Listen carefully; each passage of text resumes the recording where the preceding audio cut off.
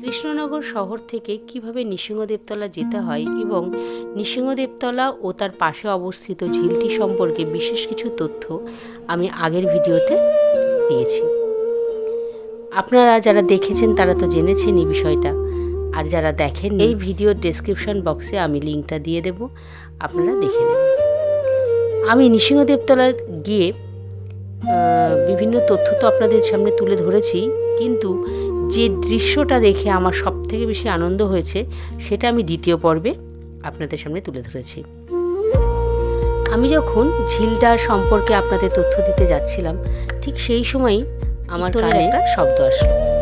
তা আমি খুব তাড়াতাড়ি আবার মন্দিরের দিকে রওনা দিলাম, কারণ মন্দিরের পাশেই ছিল ঝিলটা অবস্থিত। আমি এখানে এসে যে দৃশ্যটা আপনারা দেখুন এবং কেমন লাগলো আমাকে জানাবেন। যারা এখানে আসেন তারা অনেকেই দেখেছেন এই দৃশ্য অনেকবার।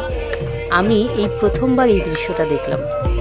এখানে দেখে আমি প্রথমে ভেবেছি যে একদম অল্প বয়সের কিছু ছেলেপেলে হয়তো দুজনের মধ্যে কোনো গণ্ডগোল হয়েছে, তারা হয়তো ঝামেলা করছে নিজেদের মধ্যে।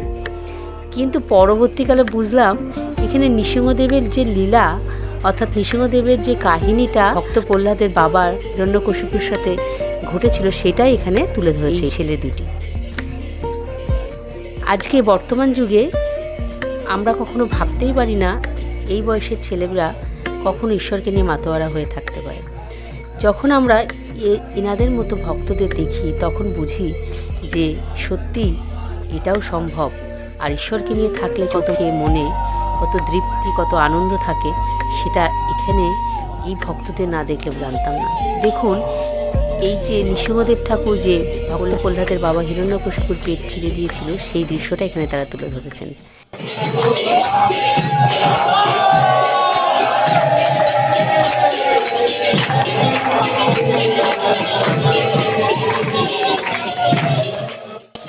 এবং উদ্দাম কীর্তন করছেন তারা সকলে মিলে। কত আনন্দ, কত উল্লাসিতভাবে তারা মনে কত স্ফূর্তি নিয়ে তারা ঠাকুরের গুণকীর্তন করছে। ওনারা জগন্নাথ দেব, সুভদ্রা এবং বলরাম সকল দেবতাদের নিয়ে এখানে এই ঝিলের পাশে এসে উপস্থিত হয় এবং এখান থেকে জল সকলের মাথায় ছিটিয়ে দেয়।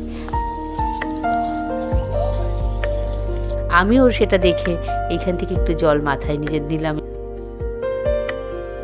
পর আমরা একটু এগিয়ে গেলাম এই ঝিলের পাশে একটা সুন্দর প্রাকৃতিক দৃশ্য দেখার জন্য।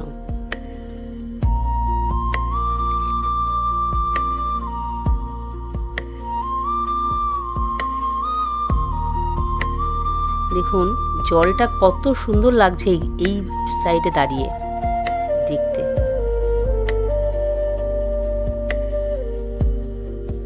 এরপর আমি একটু এগিয়ে গেলাম।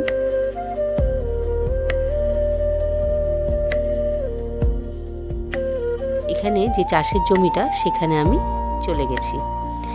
এবার দেখুন এখানে এত সুন্দর হাওয়া, এত সুন্দর মনোরম পরিবেশ, মানে এই জায়গাটাতে না আসলে আমি বুঝতেই পারতাম না। দেখুন চাষের জমি প্রস্তুত করা হয়েছে, কলা গাছে কলা এবং মোচাও ধরেছে, আর এত সুন্দর হাওয়া দিচ্ছিল, মানে এত ভালো লাগছিল যে কি করে, মানে এই উপলব্ধিটা কি করে আপনাদের দিই। আপনারা যদি এখানে আসেন এই জায়গাটাতে অবশ্যই আসবেন। দেখুন কচু গাছের চাষ করেছে, এখানে গোলাপ ফুলেরও চাষ করা হয়েছে।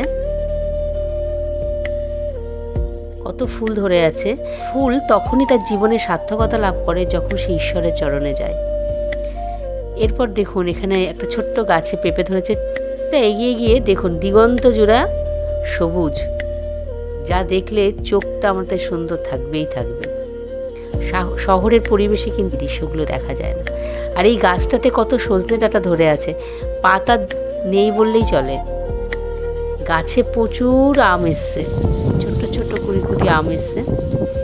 এরপর আমরা বাড়ির পথে রওনা দিলাম। আমার এই ভিডিওগুলো আপনাদের যদি ভালো লেগে থাকে তাহলে পরবর্তী ভিডিও দেখার জন্য অবশ্যই সাবস্ক্রাইব করবেন। তাহলে আজকে নিয়ে রাখি, নমস্কার।